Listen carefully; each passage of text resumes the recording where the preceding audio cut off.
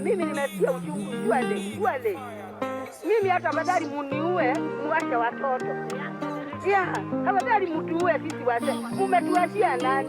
Sasa huyo kijana amekufa hapo, mama yake anawachwa na nani? Mtoto amelazwa mochari. Niliambiwa nikiwa kazi. Walimu piga risasi hadharani. Katumwa kamune babake mkuni. Baby, I cried. I promise I cried. Niliampa kura. Amekumaliza many regrets. Nimebaki nazo. Lakini usijali juu. Nitawakumbusha jinsi ulikuwa. Nitawakumbusha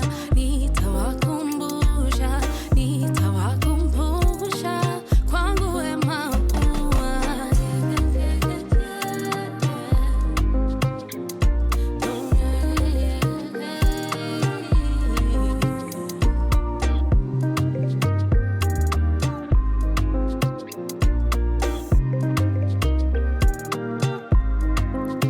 You remember the other night when you shouted, boy, turn off the lights.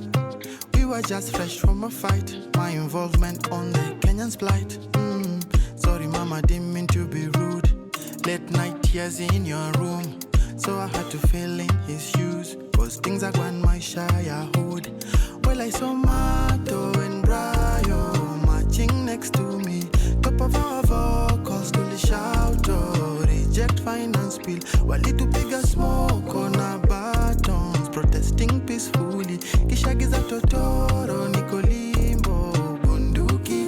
Mamio niko na dado is proud.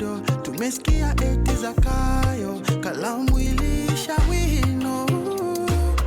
Nitawakumbusha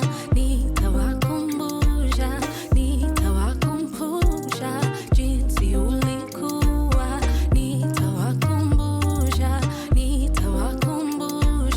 Nitawakumbusha kwangu wema kuwa.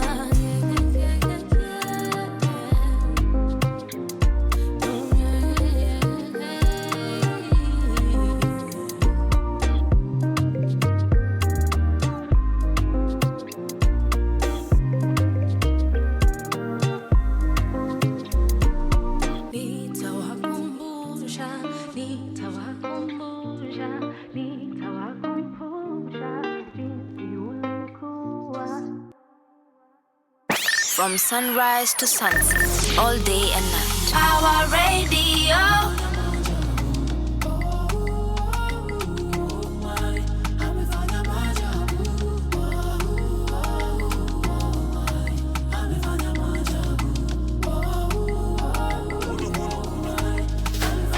Come and see what the Lord has done for me. Taking all the shame and the pain from me. He supplies all my needs every day, can't leave. Now I'm steady rocking with the best holy. You can call me son of the dawn, son of the most high only. Son of the king manifesting his glory. Holy, holy, the 24 are calling. The lamb is worthy of the praise and glory. Jesus.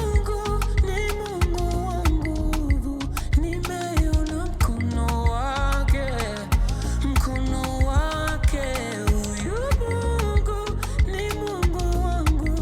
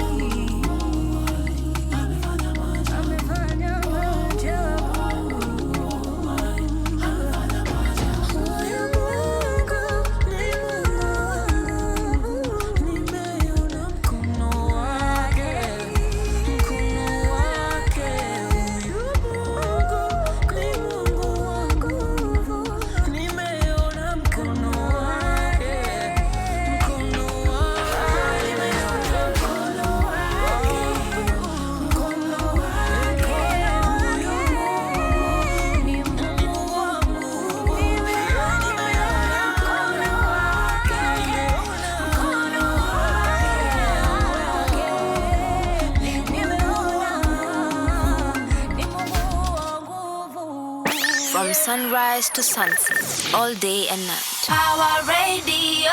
A good morning to you, ladies and gentlemen. My name is Caroline Murote, and this is Sheversations. So karibu sana to Sheversations, and you are watching me on Power Radio, where we tune in and power up. And karibu, and the time saa is a few minutes past 11, and we are enjoying on this beautiful Monday morning, the 18th of August, and I hope that you are doing good. And in case you're doing so good that you want to tell me how good it is, reach out to me on Caroline_Murote on Instagram at Carol Murote, that's CAROL Murote, on TikTok at Caroline Murote, on Facebook and on X Twitter, and at Power Radio on every single platform that I have already mentioned. Our hashtags, in case you'd like to follow up on our conversations on the socials, our hashtag Sheversations with Caroline Murote, hashtag Sheversations, hashtag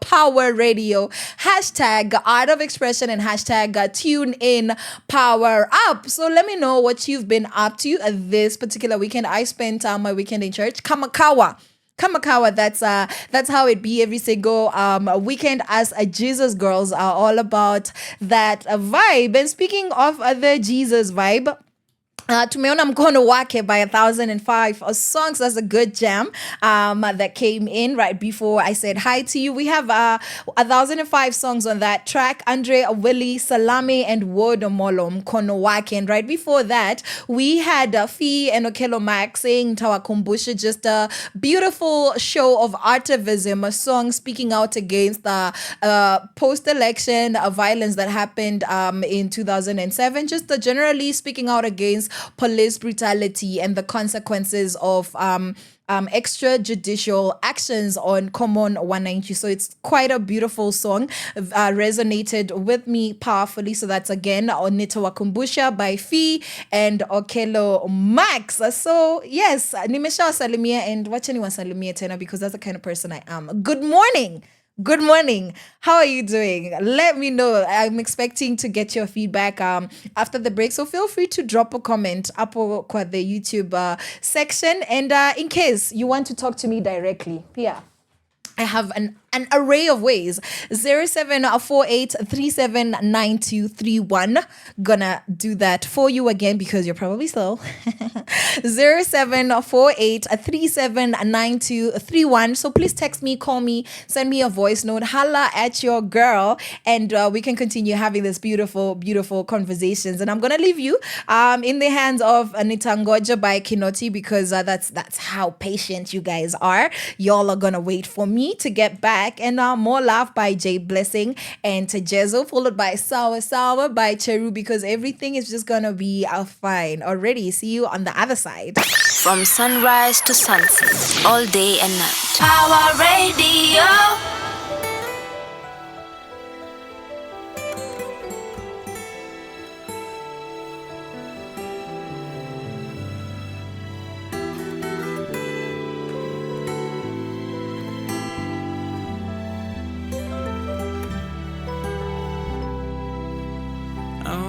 Change.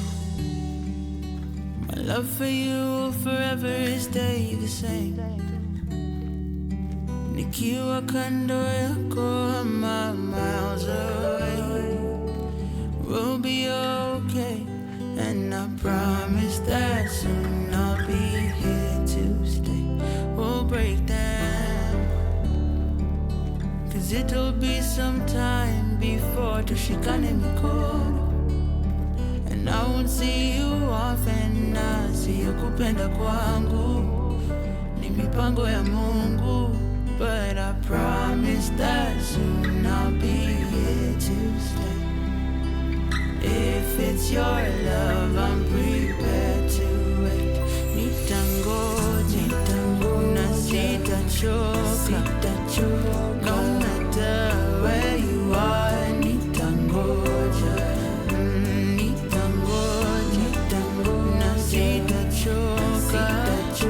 no matter where you are. Nitangoja, na sitachoka.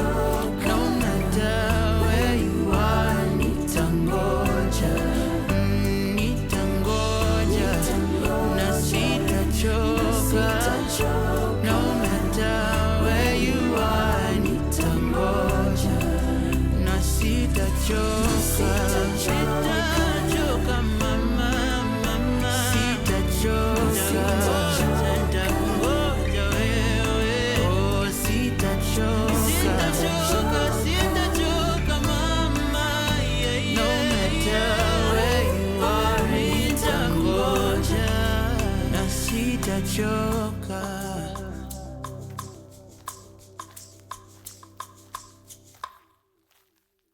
From sunrise to sunset, all day and night. Power Radio.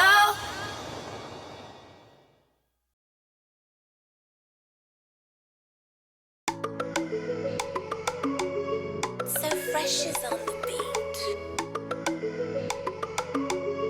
Hey yo Jay, run this. Mwanzo nimefurahi,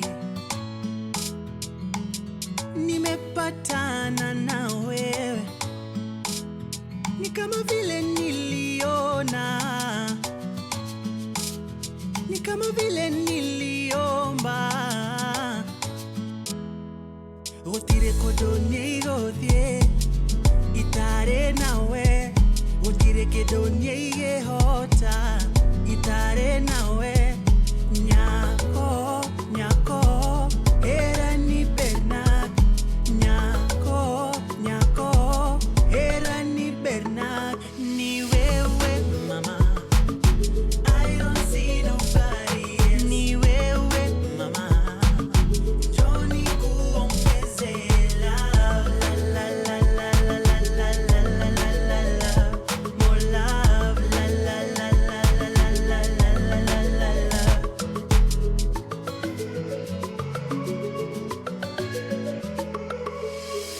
Na nikiangalia pale tumetoka, vile we umenipenda hata kama sina, siniwe ulisema till death do us part. Baby na mi nitakwama nawe milele, gutire kodo nigothie itare nawe, gutire kido niigehota itare nawe. Nyako, nyako, era ni Bernard. Nyako, nyako, era ni Bernard. Ni wewe mama, I don't see nobody else. Ni wewe mama, Johnny kuongeze love, la la la la la la la la la la la, my love, la la la la la la la la. Ni mimi nawe, milele, milele, nawe,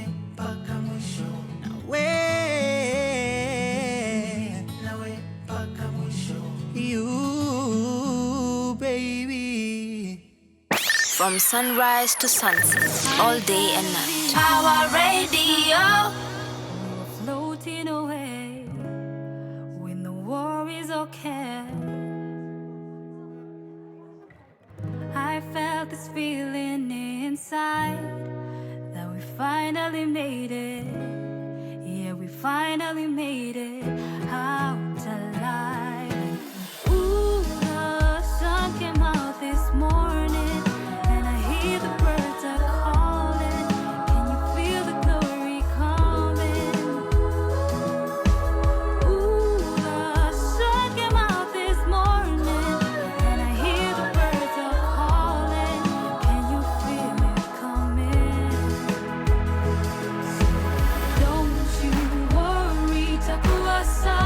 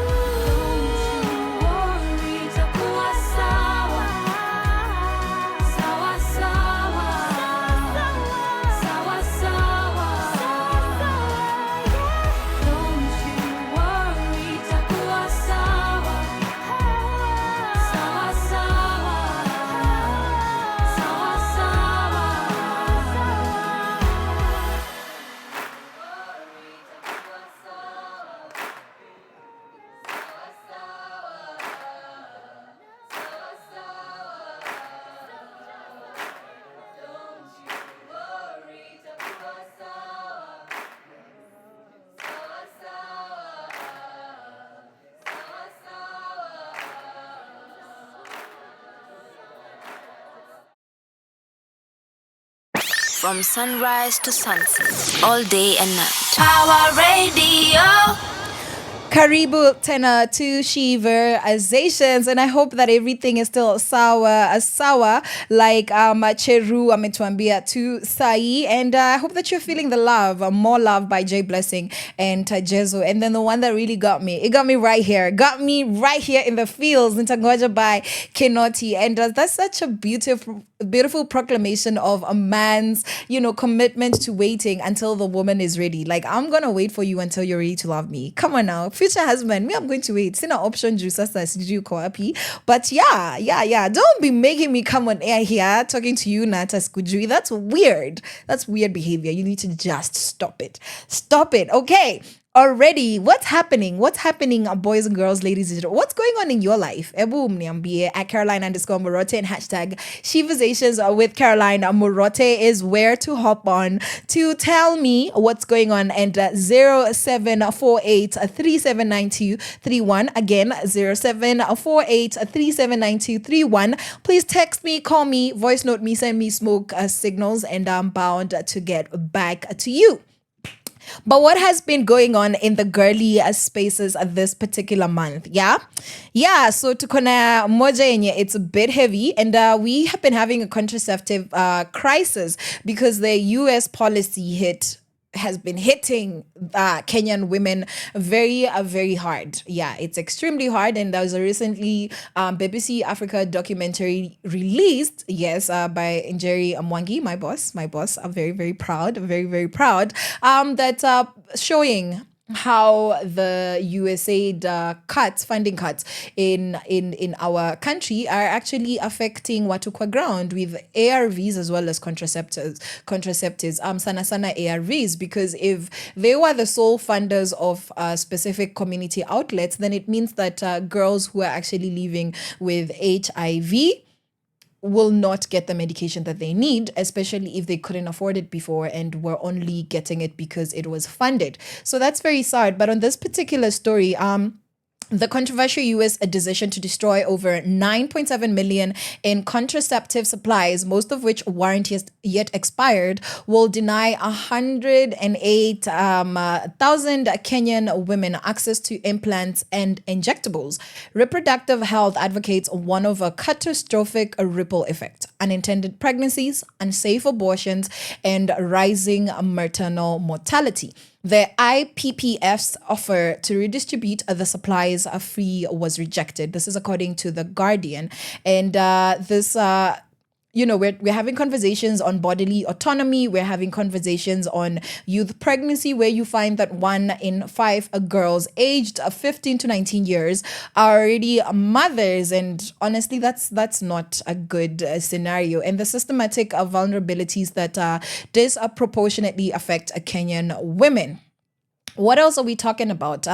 This is a landmark case, boys and girls, where Kenyan children demand British soldier fathers to be identified.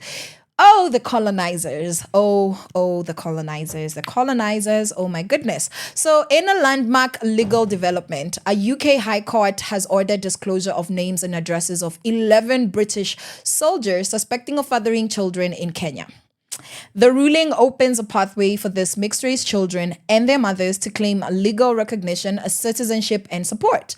Lawyers believe this is just the tip of the iceberg, with many more children affected, and this is according to The Times. Wow, so this is honestly such a deeply emotional topic that really intertwines gender justice, citizen rights. We're talking about identity. We're talking about long-standing colonial era power imbalances. We are still feeling the after effects of ukoloni, and we need to talk about, the stories. We need to talk about how do we have so many mixed-race children in our country that don't have fathers? Who fathered them and how? Why?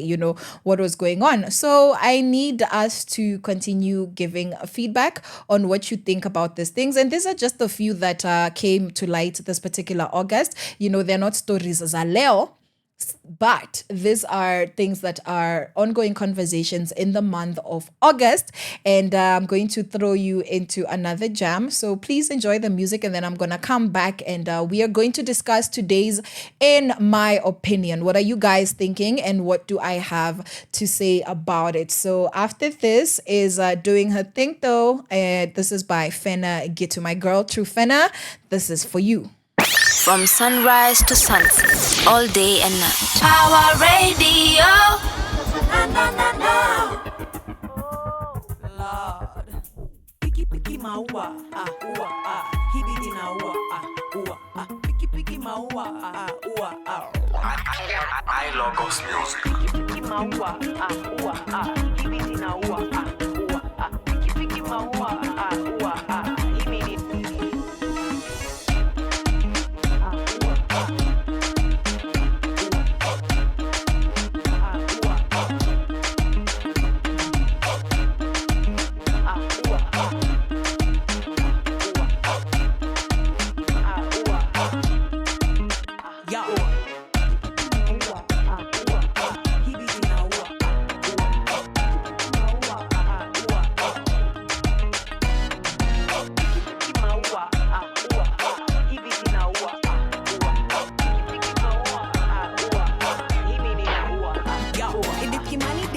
One day she would grow to be a known worldwide presenter. Victoria Kimani didn't know that she would kill the show. Run Lagos before Nairobi felt out.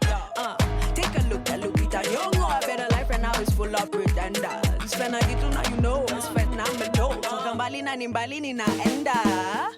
Now you can bet your money on me. Baby, I'm the real deal. And they can never slow me down. I'm a big deal. Mama told me. Sit down, be humble, keep it classy, keep it real. She doing her thing though. She's a real go-getter. Anything you do, she do it better. She doing her thing though. And anything she wants, she will get it. Unapologetic. She doing her thing though. Unstoppable, a phenomenal. She doing her thing though. She a queen though. I wanna meet Buddha, so I can shake her hand, tell her she a queen. She made something of herself. Now I can catch feelings. She account shillings, top billing. Watch in a private jet. Get down on your knees and praise. And then do your best. They don't know your tears. What you say? Speak now or forever hold your breath. Now you can bet your money on me. Baby, I'm the real deal.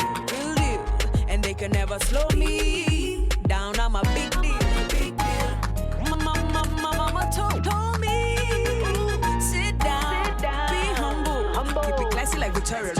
She doing her thing though. She's a real go-getter. Anything you do, she do it better. She doing her thing though. And anything she wants, she will get it. Unapologetic. She doing her thing though. Unstoppable, a phenomenal. She doing her thing though. She a queen though. She a queen though. I wanna big up all the queens in the building. All the queens doing their thing. I see you, baby. Get on the floor one time. Now, picky maua. Picky maua. Picky maua. Picky maua. Now you can bet your money on me. Baby, I'm the real deal. And they can never slow me down. I'm a big deal. Mama told me. Sit down, be humble. Keep it classy, keep it real. She doing her thing though. She's a real go-getter. Anything you do, she do it better. She doing her thing though. And anything she wants, she will get it. Unapologetic. She doing her thing though. She's a real go-getter. Anything you do, she do it better. She doing her thing though. And anything she wants, she will get it. Unapologetic. She doing her thing though. Unstoppable, a phenomenal. She doing her thing though. She a queen though. She a queen though. I Logos Music.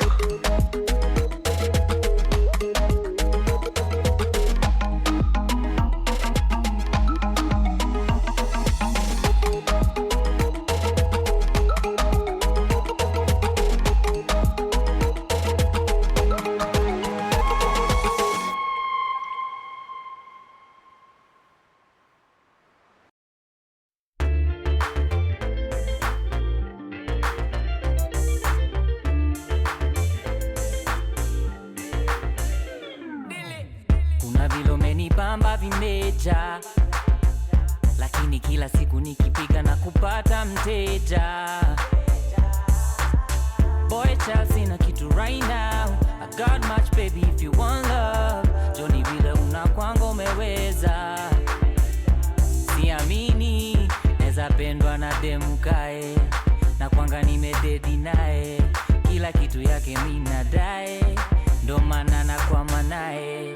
Neza pendwa na demu kae, na kwanga nimededi nae, kila kitu yake mina dae, ndo maana nakwama nae. Unanitesanga, unanitesanga, tabia imeweza, unaniwezanga, unaniwezanga. Vile umejibeba, unanitesanga, unanitesanga, tabia imeweza, unaniwezanga, unaniwezanga. Round and round and round you take me, nashinda tu is how ni how ni how cheki, na puff na pass ni kimedi, whether you were in or out to me it's the same thing. Siamini neza pendwa na demu kae, na kwanga nimededi nae, kila kitu yake mina dae, ndo maana nakwama nae. Neza pendwa na demu kae, na kwanga nimededi nae, kila kitu yake mina dae, ndo maana nakwama nae. Unanitesanga, unanitesanga, tabia imeweza, unaniwezanga, unaniwezanga. Vile umejibeba, unanitesanga, unanitesanga, tabia imeweza, unaniwezanga, Combo boy over here. Basi kama mapenzi ni Dre when he top walai, unani drive crazy when I drop walai. Started thinking about you when I can't stop walai. My love for you is connected to your hotspot walai. Ooh, the best lie is the truth. Umeniroga umenifanya naroga kwa booth. Triple D steals unanikunywa vismooth. I wanna love it like I can, I wanna love it like I should. Yeah, so kana nendangu nenge kendo chawo. Protect you and give it to you so organic and raw. See why ni chocha raw, cause me I keep it pure. I'm on my max so ready, so come over, let's go. Neza pendwa na demu kae, na kwanga nimededi nae, kila kitu yake mina dae, ndo maana nakwama nae. Unanitesanga, unanitesanga, tabia imeweza, unaniwezanga, unaniwezanga. Vile umejibeba, unanitesanga, unanitesanga, tabia imeweza, unaniwezanga, unaniwezanga.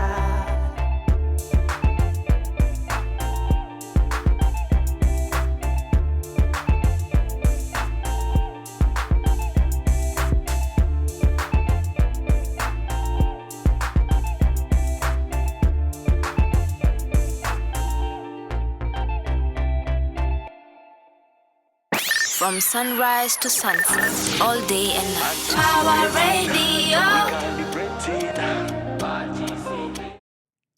All right. Already karibu tena. Welcome back to Sheversations. This is a space where we tune in and power up. And now, what are we talking about, ladies and gentlemen? We are talking about, in my opinion, na leo we have it hot. Apa eat our Tessa, right? Because people are gonna get triggered. I'm very sure of it. It is not my intention, but I already know that we are gonna get triggered. So, shoulder kuongea nayo. Let me reset my human settings. Restore to default. Okay, got it. I'm back. Should mmewaiona ile of click sijui if you're not a robot, if you're human. Yeah, that's where we're at. I'm not sure which level I'm operating on. Mniombe. Should bride price be abolished in modern Kenya?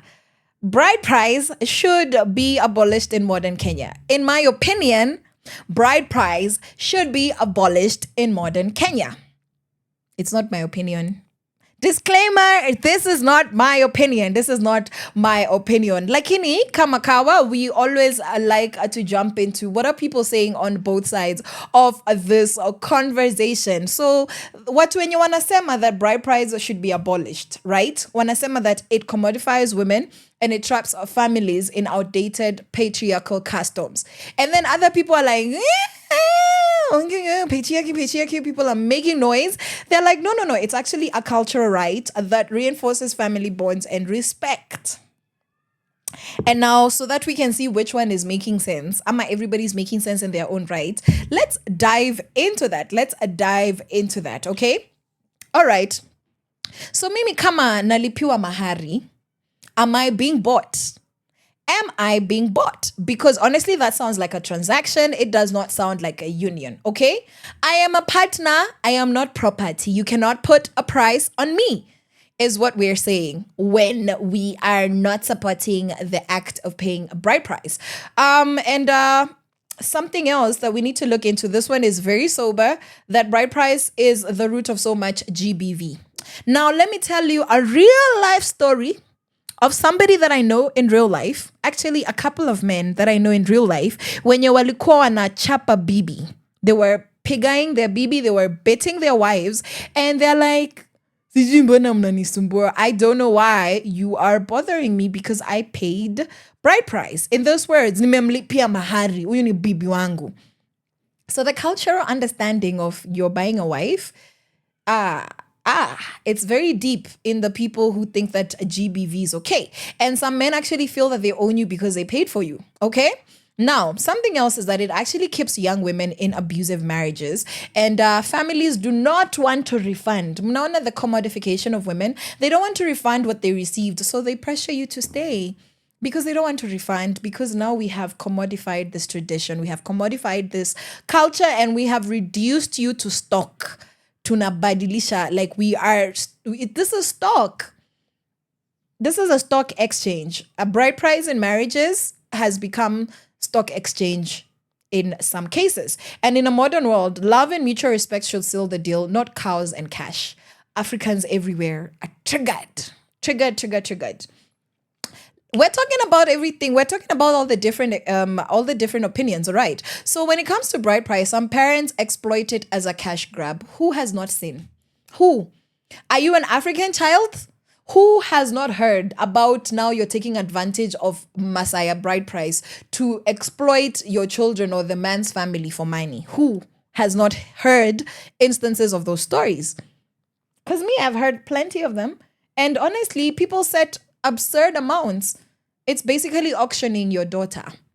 Yeah. And I say that you are impoverishing your child. You're impoverishing your daughter because you're taking money away from her future family. That's crazy. Bride price also disadvantages women from poor backgrounds who can't afford lavish ceremonies and bride price demands, because if you're placing a woman's value on the amount of bride price that can be afforded for her, then also it means that you don't have value if nobody paid bride price for you. Okay? All right. Now, tukona so many different opinions, right? Ingine inasema it's unfair that a man has to bankrupt himself to marry and the money could go into building a future together. That is the most sober thing I've heard today. Lakini wazazi ni nani? What's because if you understand that your daughter loves this decent, hardworking man, why are you asking for money that they can barely afford? Why wouldn't you allow them to do things the right way? Why can't you support that union? Why? Because there's a respectable amount and then there's what's happening in today's society. It's a shame. It's a shame for shame, okay? And in urban Kenya, we talk gender equality all day, but we still cling on to customs that reinforce male ownership. You're owning me. It's like a doggy with a collar on the neck, like a cat written mine. I don't mind if you want to put a label on mine on me, but can we also not act like I am actual property? Okay?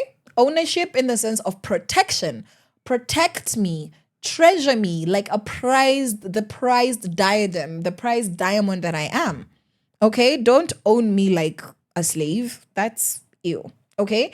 And honestly, in a lot of spaces, other cultures have moved on, because why are we still treating women like commodities? And in a lot of cases, it actually delays marriage for people who are genuinely in love, but without the means, especially in today's economy. Me, I'm not going to lie. A lot of we stay marriages is because hawataki your process ya mahari.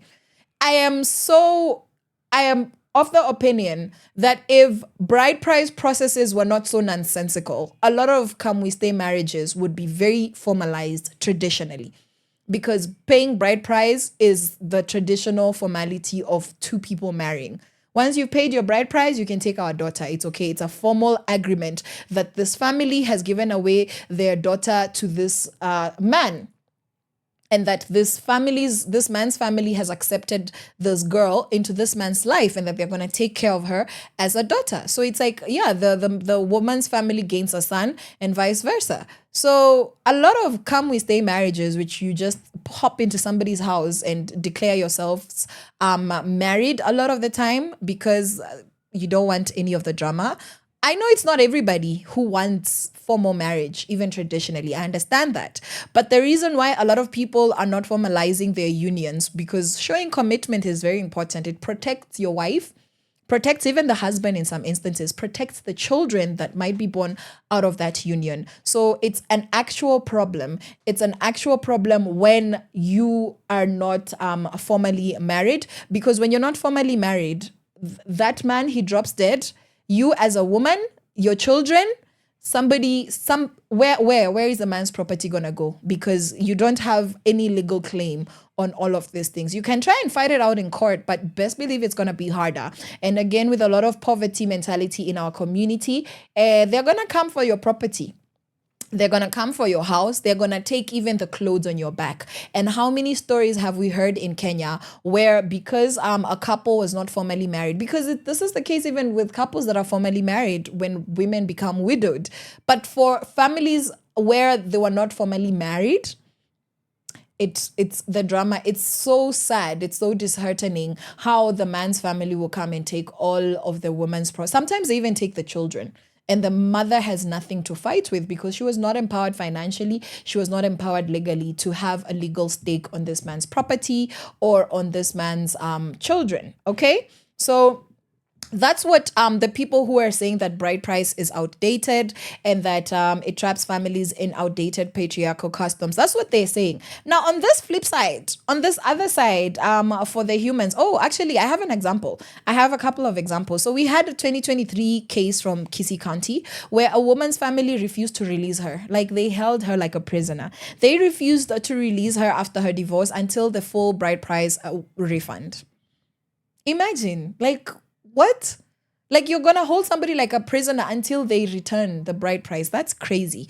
And the Nairobi banker in 2022, we had a man calling off his wedding after a 1.5 million Kenyan shillings demand from in-laws, citing extortion. That's honestly extortion, because what's that? 1.5 million for what? Okay, for what? Imagine, yes, sir, call off that wedding, honestly, because if this woman, and that's the problem. Sometimes the ones in the relationship don't need any of this. It's their families making their lives hard for them. No, I'm not impressed. And then we have the feminist collectives in Nairobi that have openly called for its abolition. That's what they want, saying that it's incompatible with the SDGs on gender equality, that when we continue the practice of bride price, it actually challenges the equality of the genders. Me personally, I'm going to tell you what I think, because wow, do I have opinions. I have opinions for days. Okay, so tumeongelea side A. Sasa wacha tuongelee side B of this. Did you guys ever have those cassettes with side A, side B? And then if you want to rerun, you have to wind it up with your finger. Ooh, exposing my age. I'm a happy and proud millennial, okay? A 90s baby, happily so. I wound a lot of cassette tapes, and kama wezi relate, just know that you are much younger than me, which is also fine. We can all coexist and share in the awesomeness of our cultural experiences as per our age. And so bride price, why would people support bride price, okay?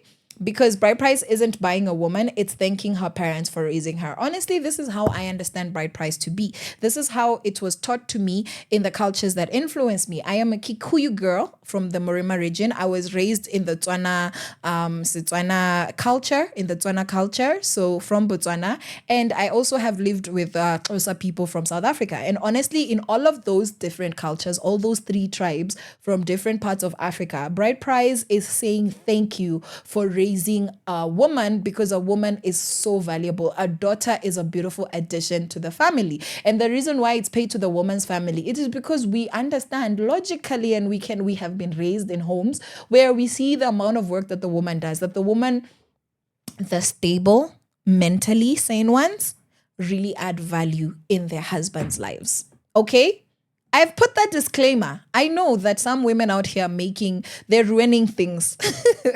They're making it harder for some of our parents to ask for bride price and get it, because mulilipiwa mahari na sasa mnachoma, even though bride price is not, but it's saying thank you, because when you say thank you, it means that you have received something of value. Okay, so if you're gonna be paid for bride price and continue to act a fool and not have value to your family, pia wewe unachoma, you are spoiling that culture, you are devaluing that culture, you are devaluing the relationship between the two families. And then also we say that bride price is forever. It is forever. You never stop paying bride price because you never stop saying thank you, which is why, for example, in the Kikuyu culture, a lot of people choose to not pay the whole thing at once. They can, but they choose to say, okay, so after every 5 years, after every 10 years, we're going to come home as the man's family, as the couple, and we're going to come to the woman's home and slaughter a goat and bring some money, bring some things and say thank you. Because what does it do? It reinforces the relationship between the two families. That's what I know about bride price. But ukuinje, wild, crazy things, right? Bride price is a sign of respect and commitment to the union. It's a cultural handshake between the families.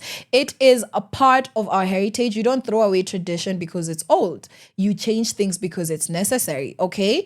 And without it, marriage loses the ceremonial depth that connects us to our roots. Honestly, when it comes to bride price, that's the case, because a lot of AG marriages, as easy as it is to get in there and have those certificates signed, is as easy as it is to walk out. But when you think about all the ankles you had to look for, all the things you had to convince your mother, your father during those traditional negotiations, you'll be like, I'm not leaving this wife. I have suffered for her. I'm not going to leave this man. He has suffered for me.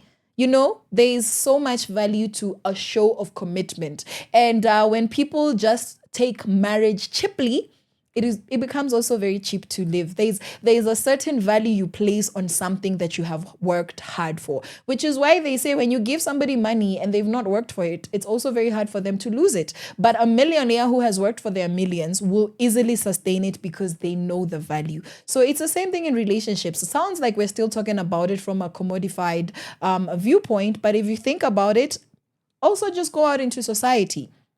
I'm not saying people that have, done the traditional ceremonies and paid bride price are not acting fools and leaving each other. But compare that to couples who are married, informally married, did not legalize and formalize their marriages and have not gone through those rites. Just go and check, the quality of relationship and come back and tell me. Come back and tell me, and we can continue having that discussion. And bride price is also a way for the groom's family to show that they can provide.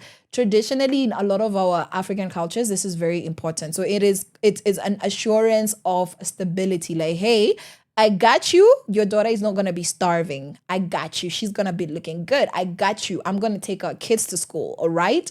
Because traditionally, in our African tradition, it is the man's role to do that. And many women feel proud when their worth culturally and traditionally is recognized through the bride price process. Mimi nataka kulipiwa mahari. When I was growing up and I didn't understand the importance of the roots, because at some point I was like, sambona tunauzwa? Why are we being sold like cattle? I didn't understand it. But the older I've gotten, the more I've come to appreciate that, hey, I'm not being bought. This has a lot of traditional significance. It has a lot of significance that, of value, okay? And bride price ties, it builds ties between extended families, especially in the rural communities where the marriage is not just two people, but two clans. The two families become one. Now your uncles know each other, your aunties know each other. You become a child of a society. So you see, it stops making sense because we're no longer as communal as we used to be. So the reason why bride price now becomes problematic is because where are those uncles and aunties? A lot of the time, you find that families are so disintegrated. So this is actually something that brings people together, and no one's forcing exorbitant prices in the right way to do bride price. It's greedy families, do you hear that, who abuse the practice, not the tradition itself. And honestly, bride price has such symbolic value, and even a token amount of goats still upholds the custom. I know people who have given, in quotes, the traditional way, their daughters away for one goat or two goats, which would be the equivalent of 20,000 Kenyan shillings or less.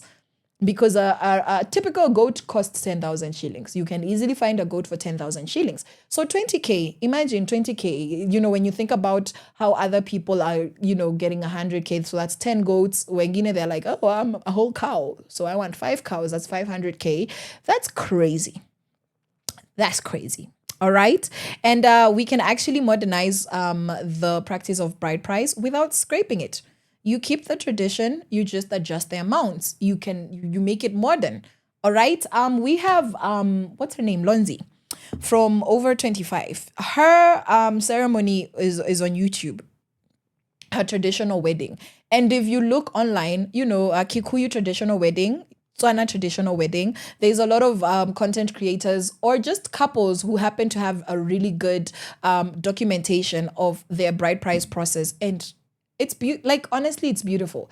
It's modern, and they don't always tell us how much was paid, and to be honest, a lot of these influencers, a lot of them do come from affluent backgrounds. I don't know if that's a coincidence or if, it makes sense.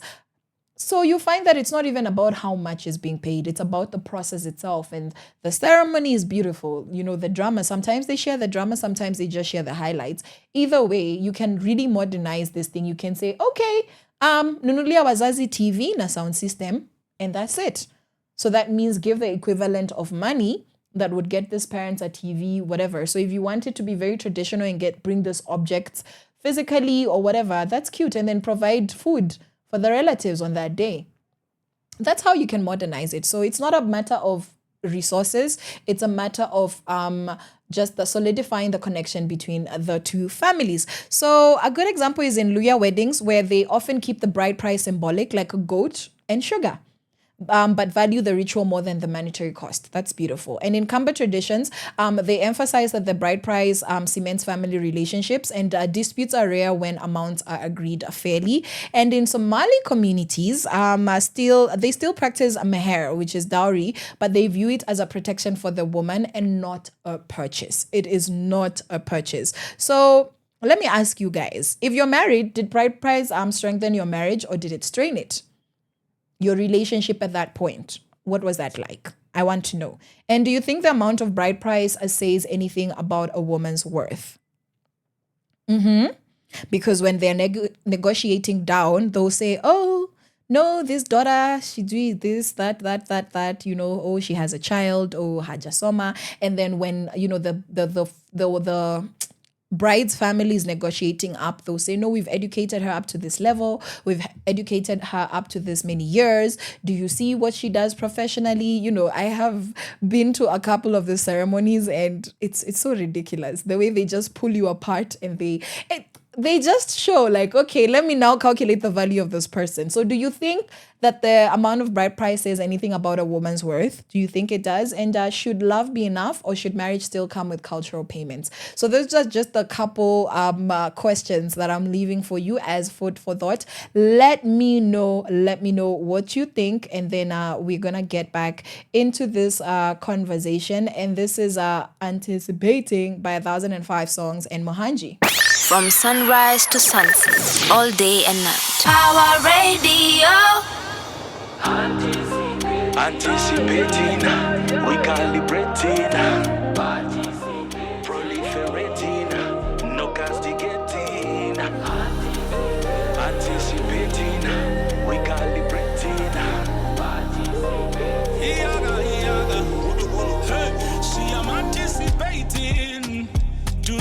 your good works manifest, participating in the business of the kingdom, no rest. Winning souls, making disciples to the end, teaching those who are called to you. Renewal of the mindset, whoever believes in him, greater things shall he do, and even greater things than this shall he do.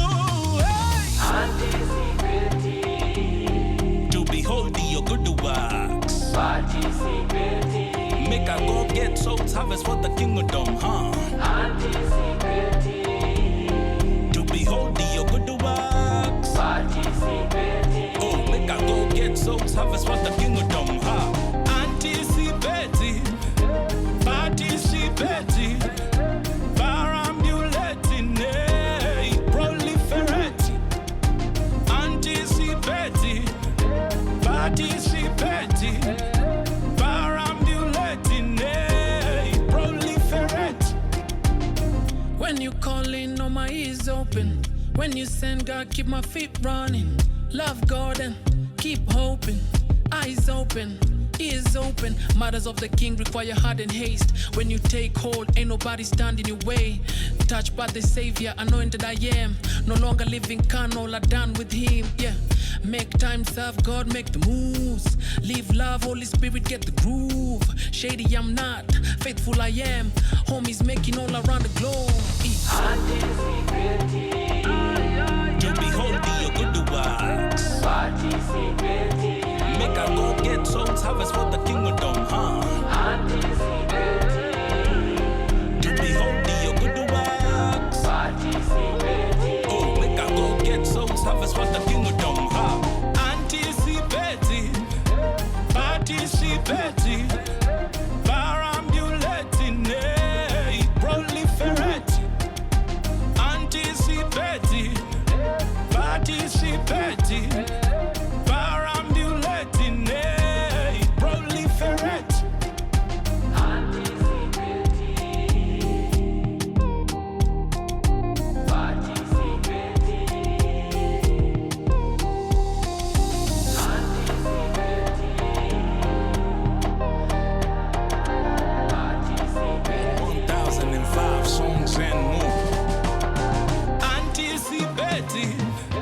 Participating, perambulating, proliferate. Anticipating, participating, perambulating, proliferate. From sunrise to sunset, all day and night. Our radio.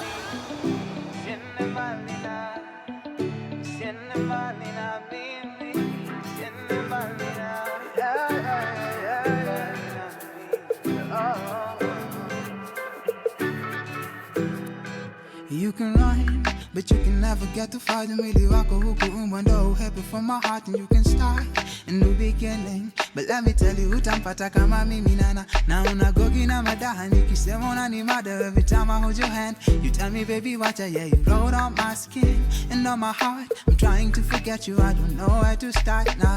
And you can break down bridges and try to keep us apart. Waeza jenga kuta uzibe ufa, but I get right through your heart. And you can go away to distant lands if you want to, but I'll be right there waiting for you. Useme I do. Usinambali na mimi, wewe jua na kungoja, usiku mchana na kuwaza, kama nyanda huyanza. Usinambali na mimi, cause the way that you make me feel inside, hatimaye ukishoka, wewe jua na kungoja. Yeah, yeah, yeah, yeah. Yeah. So mina saka iganji ndo kuche tu starehe pamoja. So mina saka imali ndo kuche tulehe piki moja. Yeah. But ukisema nikupush tutapush, na ukisema siku utakuja nitabook. Nikusanye mavazi nikuchoche na my look psychedelic like the way I'm coming through for you. And you can break down bridges and try to keep us apart. Waweza jenga kuta uzibe ufa, but I get right through your heart. And you can go away to distant lands if you want to, but I'll be right there waiting for you. Useme I do. Usiende mbali na mimi, wewe jua na kungoja, usiku mchana na kuwaza, kama nyanda huyanza. Usiende mbali na mimi, 'cause the way that you make me feel inside, hatimaye ukishoka, wewe jua na kungoja. Jibu basi kwako ntagonga, kaupendi moshi basi ganja ntagonga, wacha wakusanye waongee watachoka, nilisema kwako nimekwama sitachoka. Now let me wait for your loving and pray upon it. Jiggle up your body, make me wait upon it. Now let me wait for your loving and pray upon it. Jiggle up your body, make a grown man sing, yeah. Usiende mbali na mimi, wewe jua na kungoja, usiku mchana na kuwaza, kama nyanda huyanza. Usiende mbali na mimi, 'cause the way that you make me feel inside, hatimaye ukishoka, wewe jua na kungoja. Wait for your loving, wait for your loving, wait for your loving, wait for your loving, wait for your loving, wait for your loving, yeah. Na kungoja. Wait for your loving.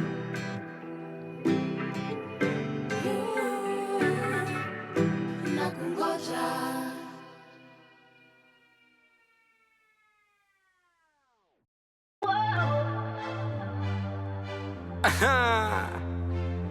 Big up Real time music. ile mtaa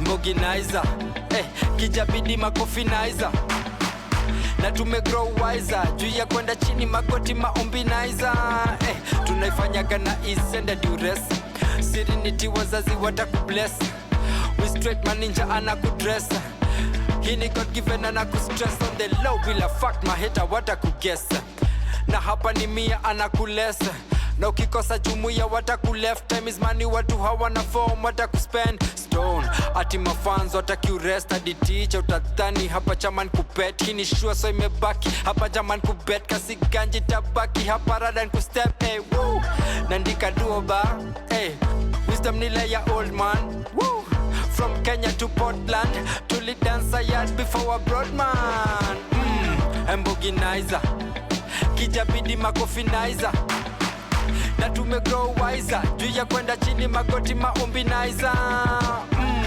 Mboginaiza kijabidi makofinaiza na tumegrow wiser juu ya kwenda chini magoti maombinaiza nauliza kwani form ni kucommit crime na kuwalk free chomly ambitions of a hustler kwani kuwa doni utawacho kisema sezi afford hii kwani form ni kucommit crime na kuwalk free chomly ambitions of a hustler kwani kuwa doni utawacho so nime up tena sleep get in a back when I do it kasi ganji na piga ile absent or rui corporate zimeni spot kaile garment ya chui andika kiari kwa check kwa wale wenjui tushajistructure look imepigwa imebaki na mapuncture wounds tunavunja mifupa pani mafracture energy ko hapa itabaki umeamka tu nandika duoba wisdom nile ya old man from Kenya to Portland tuli dance yard before a broad man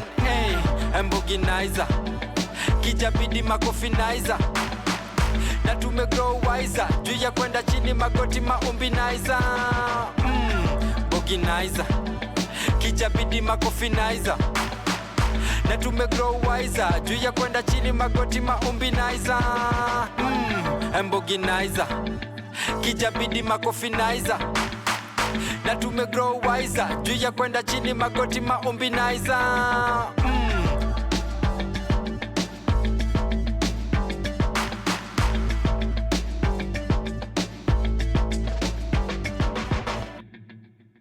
From sunrise to sunset, all day and night. Our radio. Welcome back to Sheversations. So we have 30 minutes left of this Sheversation, Leo. And what are we talking about? We are continuing off on our series about the gender gap. When it comes to women creatives. And we looked at different things last Monday, and we're continuing the conversation right now. And I'm very excited to dive back into that. But before I do, apart to enjoy the good sound of Ombi by Stony Jiwe, we have listened to Nakungoja because, hey, some of these men are patient by Nasibi, and anticipating by 1005 songs. And Mohanji, it seems that everybody's waiting for something. Me, I'm waiting for Jesus. I'm waiting for Jesus to send us back home, guys, because mnaona wanatulipisha, like he died for my sins, but they're charging me taxes. Matatu wananilipisha. What is that? Anyways, he also said, give unto Caesar whatever belongs to Caesar. So, taenda kusikia vibaya huko. It's not good, not great, but we just have to accept. So, last Monday, starting off, we started off the conversation on breaking the gender funding gap. Yeah, and we looked at what's going on with women-led startups and the kind of support we receive. We looked into how the cultural and the creative sectors still expose women to unequal access to funding, leadership roles, and visibility, as well as stable work. And then we also looked into the World Bank, as well as sector studies that flag gender pay gaps, and just seeing how that's playing out in Kenya, and the different ways that women creators can bridge the gendered gap by using alternative finance like crowdfunding, as well as targeted cultural funds. As different routes to creative projects and getting those funded. Okay, so that's something that there's opportunity for. That's something that is hopeful, that, it looks like it's going to bear fruit. We also looked at the structural barriers, to gendered funding. We looked at on the demand side, how do funders behave? And today we're going to jump into how do creatives think? How can they think? That might be a problem. So these are the supply side realities. And on that, we see that creative economies are often irregular and funders need flexible timelines. Okay. So, funders need structure, okay? Creatives, on the other hand, especially women creatives, very irregular. So there needs to be a balance on that, because it's very hard for you to give funding that cannot be accounted for with strict timelines. And then we also see the multi-revenue model, such as sales, pre-sales, commissions, residences, and teaching, give a resilience, okay? And story and impact metrics matter. So funders look for measurable social impacts. For example, the jobs created, training participants, and community outreach. Because if you cannot show the impact of particular activities, then that project is rendered unsuccessful. So how far-reaching is the activity that you're doing? How many people have been reached? How many lives have been impacted? And what metrics are you using to measure some of this progress and this results? And now we have a case study. We shouted out Anyango Mpinga last week, and this is who she is. This is all about Miss Anyango. So she is a Kenyan fashion designer that's focused on sustainability, circular design, and ethical supply chains. Right, and she has profile pieces on Forbes. Do you know the level of sacrifice you need to make? The level of, not blood sacrifices, guys, calm down.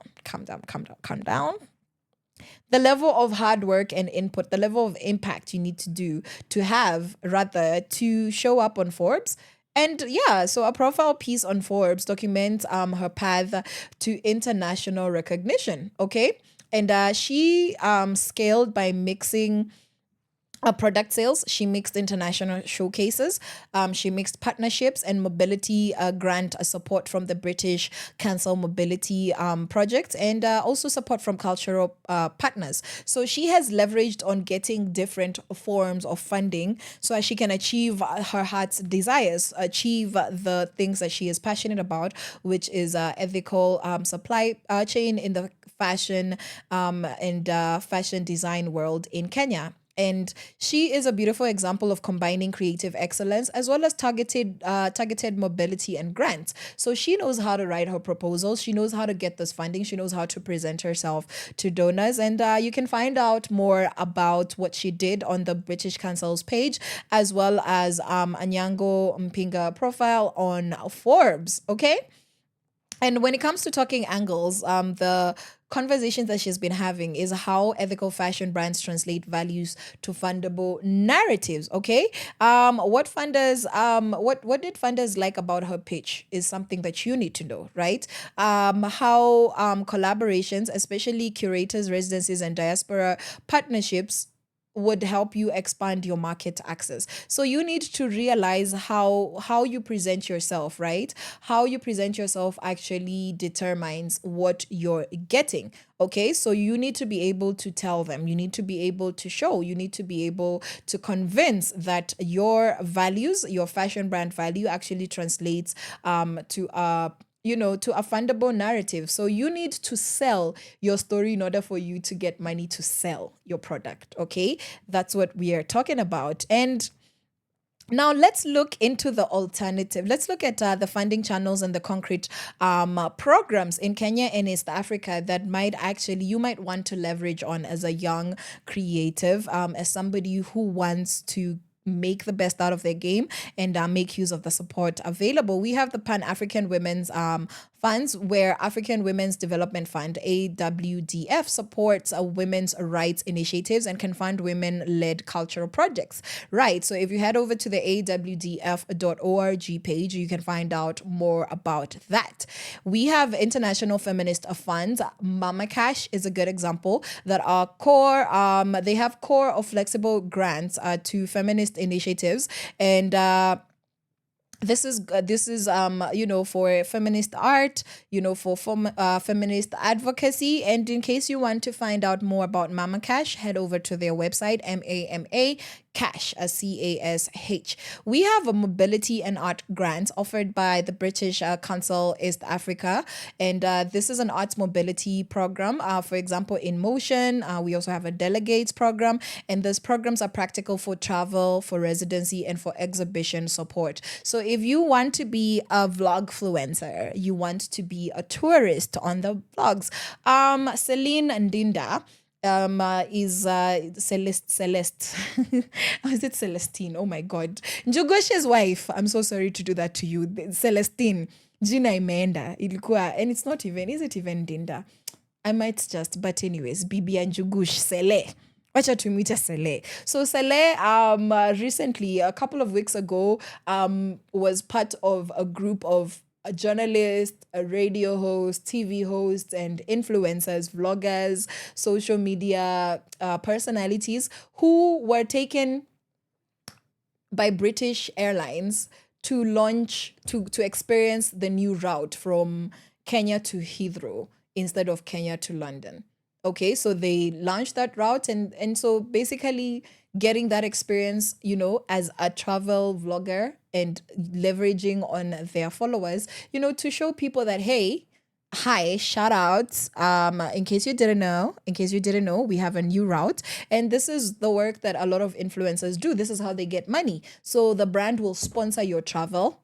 Well, this trip was about traveling, but there's other projects where you will travel somewhere to go and do something, and all expenses are on that particular brand because you are doing marketing. They're leveraging on your followers. They're leveraging on your brand influence, just to get their information out there. And the British Council East Africa has grants for travel, for residency, as well as exhibition support in case you have some good stuff to show. We also have local cultural funds and initiatives like Heva Fund Kenya that give direct funding to Kenyan performing and creative art practitioners. If you want to read more on this, head over to Hever's website. And now for creative economy programs, we have the MasterCard Foundation. This is there's a Kenya Inclusive Creatives Program, that's what it's called, that supports skills, market access, and just grants themselves. And the MasterCard Foundation has more information on this if you run over to their website. Now, we also have small funds, and good examples is Braid Arts and Culture Fund. Braid Arts and Culture Fund support young artists in their early career. They support rural artists, and they also support women focused support in they offer women focused support in East Africa. And if you want to learn more about this, there's trikahealth.org. That's a TRICA health.org, as well as Kenya.funds, Kenya.funds formgos.org. So that's Kenya.funds and then FOMGOS.org. ORG. That's where you can find information on small funds such as Braid Arts and Culture Fund. Now, ya mwisho tuko na crowdfunding platforms. We have GoFundMe, we have Indiegogo, we have Kickstarter. Those are examples of platforms where crowdfunding is good. And internationally, they fund locally, and with local case studies, with pre-sales or ticketed reward structures for creatives. So these are sites, that allow a local crowdfunding and actually have success. There's actually documented research, documented stories on the success that some of the sites have gotten. Zingine kama in Kenya, we have Mchanga, right? It really depends on how you use it. So you could literally get Mchanga'd, by putting out a link and allowing your viewers, allowing your friends on WhatsApp, your followers on Instagram, your friends on Facebook, to offer support if you just present that information to them.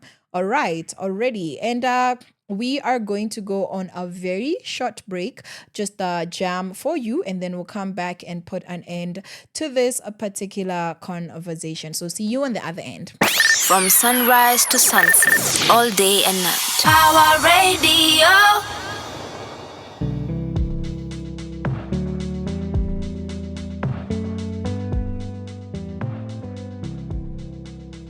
Run. Warembo ni wengi ila na walenga, ndio maana usiku siku hizi nalala mapema. Hawataniteka, eri tu ninyonge na nilale juu sitakucheza. Nami nimekiri yetu sio siri, ni wewe tu na mimi. Niamini, loving you is easy. Wacha wakupinga watupinge. Umenibeba, asante kwa kunipenda hivyo unavyonipenda. Umenibeba, asante kwa kunipenda hivyo unavyonipenda.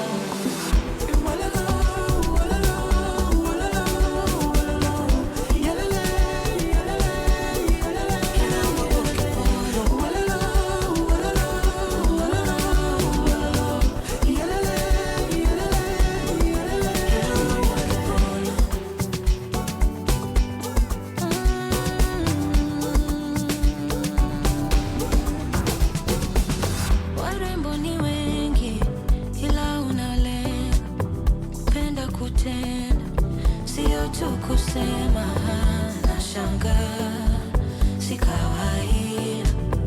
Won't be quick to give my love if you won't either. Fever, umedeliver. Safari ya mapenzi haina kufika. Nimekiri, loving you is easy. Wacha wakupinga watupinge.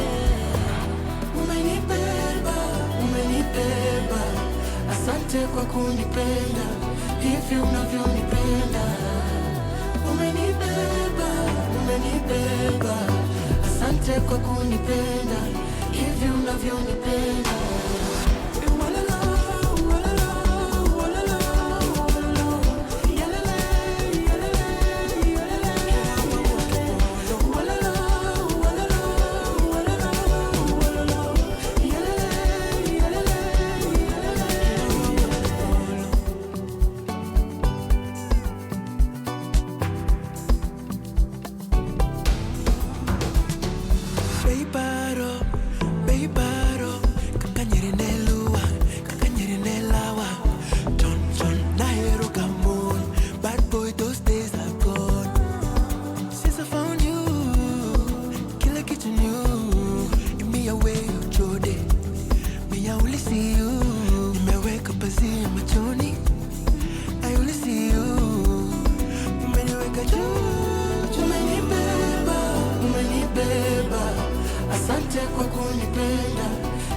unavyonipenda.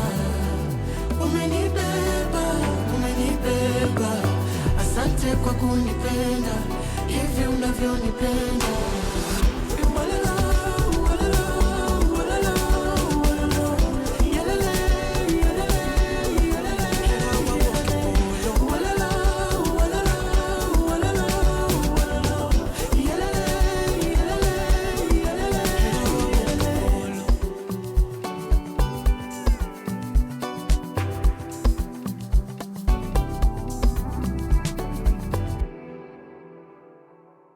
From sunrise to sunset, all day and night. Our radio.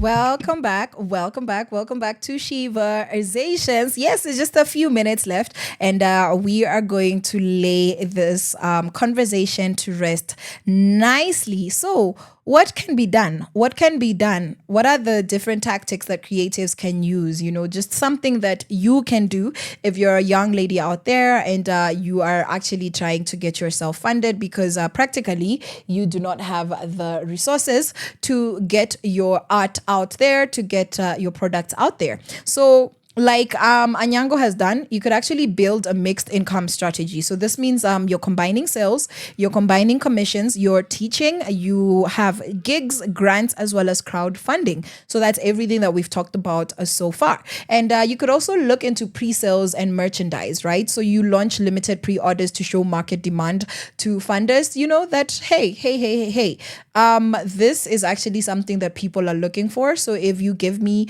the money to increase my supplies, then I could actually make money, and this is a real problem that I'm fixing. I'm actually offering something. You could use mobility and residency grants as leverage. So residencies actually often come with exposure that converts to sales or partnerships. For example, the British Council has a lot of good examples of residencies that have turned into exposure and really launched creatives out there, right? And then we have a crowdfunding playbook, which looks like telling a tight story. And you offer clear rewards as well as mobilizing networks for the first 48 to 72 hours. All right. And Kenyan studies show success depends on social mobilization as well as digital storytelling. And most of us have smartphones. You're probably listening to this and watching this on your smartphone or on your laptop right now. Yeah. And there's also group applications as well as collectives where you come together, and you apply as a consortium. Several women creatives together is what that would look like. And this is to access larger ports as well as demonstrate community outreach. Because if I have my own network as an individual and there's 4 or 5 other women with their own networks, then you have a really diverse and wide range of access.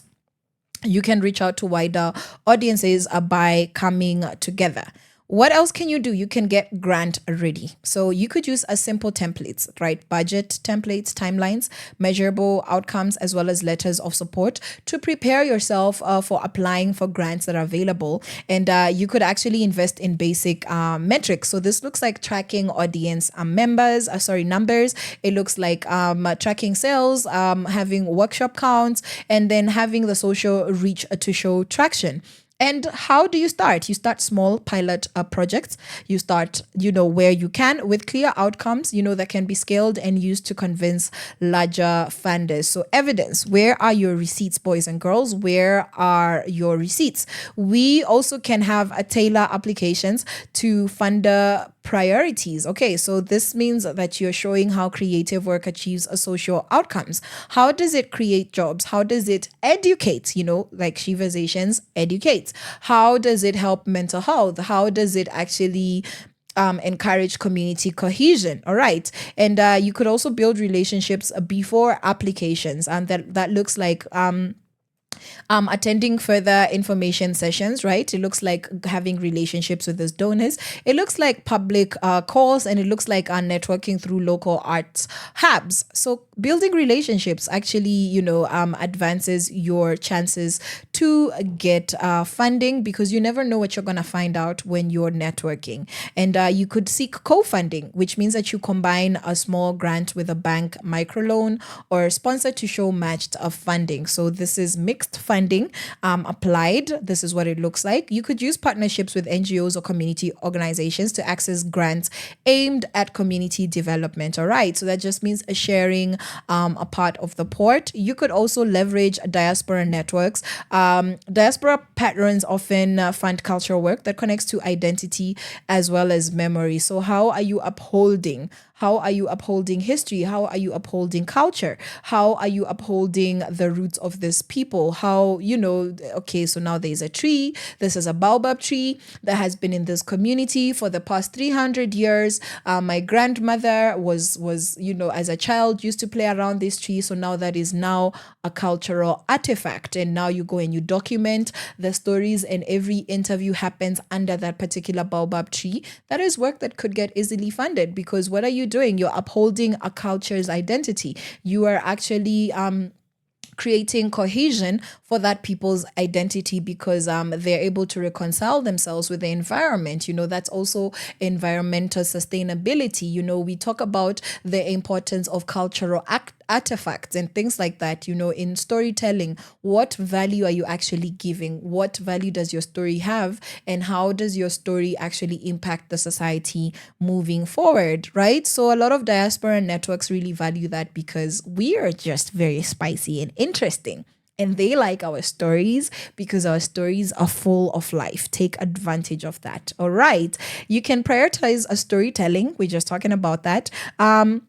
You show the people. Show me, come do a story on me. Show the social change, give me money and see how I'm going to change. And the sustainability, I will keep your money well. I will eat it. I will buy things that I can keep, that I can. That's just an example of what you could do, but taking me out of the example and just showing the progression of from beginning to end.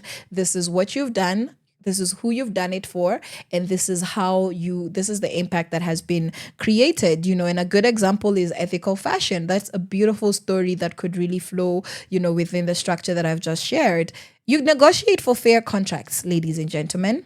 You ensure that you retain your IP, intellectual property, or you resell margins where possible. And you use digital marketplaces as well as international platforms for direct sales. So that's your socials, your Instagram, have Insta, shops and all of that. And while calculating shipping and duties. And document everything, okay? Have strong visuals, have short video pitches, have endorsements from credible partners, testimonials from clients, just all of those, and have that in a really strong visual way, because everything is digital and everything is visual, and we are really tired of all those boring word PowerPoint presentations, okay? So learn how to make your work visually appealing, because the more attractive it is, the more it strikes and, will be kept in memory, and you present very well in somebody's memory, and somebody will be like, hey, I loved your story. It was told so nicely. I'm going to give you money. And now train in pitching. Learn how to present. Learn how to talk, okay? Short, sharp, 90-second. Killing me. 90-second pitches. Like me, you want me to talk for 90 seconds. Me. That's a minute and a half. Y'all are going to have to come train me, because summarizing is an issue. And honestly, just learning how to do this, you could really unlock angles of funding or even private donor interest. So I found you there by the elevator. It's a beautiful elevator pitch. We're on the lunch line in a particular conference in the hotel. 1 minute, 30 seconds is a lot of somebody's time who's in the middle of doing something. That's why it needs to be short. That's why it needs to be sharp. Okay. And you could also use micro grants to test the market, right? And then you approach bigger funders with the validated data. And last but not least, you could apply for general operating or core support where possible. So this is gold for sustainability. If anything I'm saying sounds like Greek, you need to rewatch this show. Just, note down everything that you didn't understand and let me know so that we can get into it, or Google is always your friend. If you have, done tertiary education, in the 21st century, then you already know that Google is your friend at every level, as an employee, as a social media person, as a campus student, even a high school student right now could really use, especially for day scholars, who have to go home and do assignments, do your research, in schools that allow that level of research and creative ways of presentation. Google is always your friend because there's, so much information out there. So those are the different alternatives, right? Those are the different ways that you could actually get funding as a woman, and these are different ways that you can leverage to bridge the gender gap. Get yourself into the systems, because the systems will not welcome you. You get yourself into the system. That's what I am saying. I'm saying find out how other people have been offered these things, how other people have also pursued these things, and position yourself so that there is a likelihood that you would get what you didn't get before. And just to quickly run through, what systematic fixes do we need to have? What are we fixing? What are we actually fixing, in the systems that are locking women out and creating gender gaps that are so visible within the creative economy? Funders should collect and publicly report gender disaggregated funding data in creative programs. So what do the women in this society community do? And what are we doing with them in our program? And what does that look like in relation to the male artist? Are there any dynamics in a woman being a woman and a man being a man that would disadvantage the women? And what are we doing about that? That's essentially what that says, right? And we provide flexible funding, not only project grants, right, but enabling sustained operations. So Mama Cash does that. Mama Cash model is a good example, as well as feminist funds. So a core fund means that you've decided that you're going to support Caroline Murote as a brand every single month, every single year. This is your core project, and I have my core funding from you, as opposed to you just supporting a project which is limited to time. So those are relationships, an alternative of relationships that a lot of funders could systematically change so that there is sustainability in the organizations and the individuals that they work with, especially in the space of empowering women creatives. And we also need to be using gender lens investing principles and create gender quota targets for creative funds. For example, we could use literature, right? Literature is a good example of so many women writers. So in your library, how many women writers have actually been, have books that have been published, through funding that was targeting women. And this actually acknowledges that women are in the society, and because they are not represented in literary works, then we are going to look for them and we're going to sponsor them. When you have a quota, you just must support. So it is intentionality, it is accountability on a funder's end when you put a quota, to mean that you're holding yourself accountable to achieving the goal of empowering women in this particular space, because otherwise you're not going to meet your KPIs, you're not going to meet your targeted goal outcomes if you don't do that. Okay, so if your organizational structure as donor, as a funder, as a economic support system or resource support system does not structurally show how women are going to benefit from this particular funds, and how you're allowing them the same opportunities as men who already get these funds regularly, then the intentionality is lacking. And we also need to build technical assistance into grants. So this means into business, this business, legal, and export practice. So it means basic training on what does it look like to run a business? You can't run a business without this. You can't, you need all of these legal documents. Where are your licenses? You need this for, exports. So you educate these women on how to sustain the success of their art, their businesses, their organizations, and hence really widening the impact of the money that you are giving to them. And also creating procurement quotas for locally made cultural goods in public institutions, right? So this means purchasing at textiles, performances from women producers, okay? It means again being intentional that, hey, at the end of the year, if my organization does XYZ, then this percentage of whatever it is that we participate in, pour funding into, needs to be from women producers, needs to be from women artists, from women creators, when it comes to textiles and other such arts and crafts. And we need to support creative hubs outside capitals, as well as subsidize a travel or residency cost for rural women creatives. These mamas are very creative. I gave, I think last week, gave an example of the Maasai women. So you found Maasai women making very beautiful art. Now you're expecting them to give formal reports, yet they might not even be literate, and if they are, they might not understand the business, the technical side of things, the best practices in terms of the legal frameworks, formalizing their businesses, just understanding the laws around the creative economy, what their rights are, what their limitations are. So you actually do need to support creative hubs outside of giving them money. Apart from giving them money, support really needs to look different. And just a rundown of the different funders that we have mentioned on the Sheversations today as we round up is the African Women's Development Fund, AWDF, right? They grant programs for women's rights and community work. We have Mama Cash. This is for feminist funding, and it gives resilience and core support. We have the British Council East Africa Mobility Grants. They fund travel or residency support for artists. And then we have a HEVA Fund Kenya, and they give out grants for performing and creative arts practitioners. And last but not least, Braid Arts and Culture Fund, who give support for early career and rural artists in East Africa. So you let me know what you think about that, and tell me of a time that you were refused funding as an artist. What did you learn?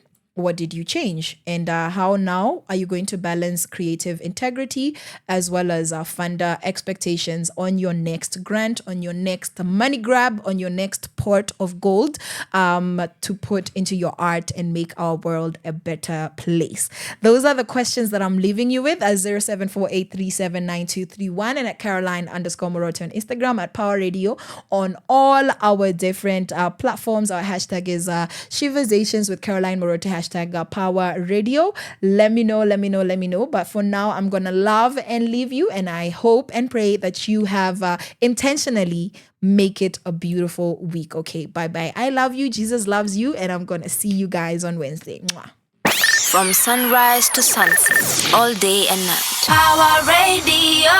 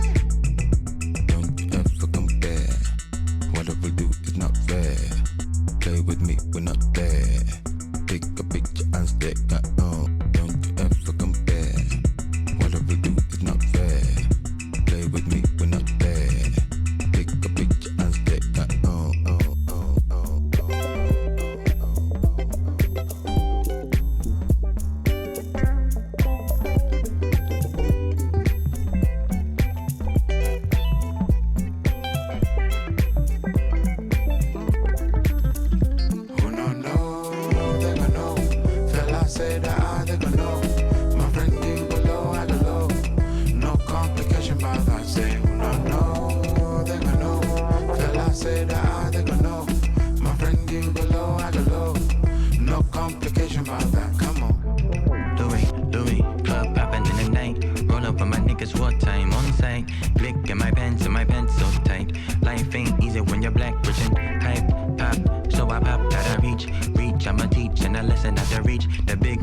but don't worry about the beef. But the beef on my mind and my mind in the streets. Louis, truly, do the keep. Pull up outside of a state to the beat. Baby, mama dream car, still a black Jeep. The Jeep cute, but I want a 3D printed sheet whip. Baby, Porsche truck, Lambo, when the doors flip. Whip, big as fuck, 2022 spaceship. Jaw dropping bitch, stuck inside with a facelift. Who basic, who like the fuck rappers in a new crib. Yeah, I'm the life of that party. You like it when I call you my shawty.